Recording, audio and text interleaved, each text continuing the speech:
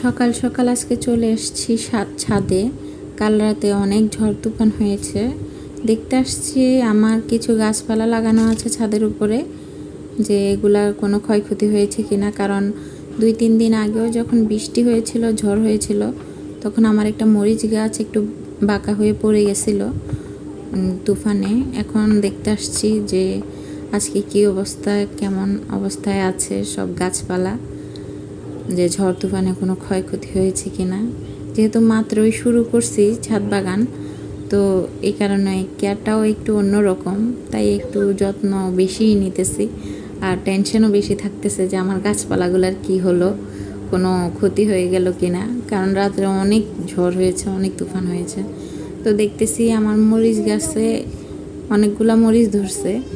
তো এখান থেকে এখনও হারভেস্ট করা হয় না, ইনশাল্লাহ হারভেস্ট করব। কালকেই সবগুলা মরিচ তুলে নিয়ে যাব।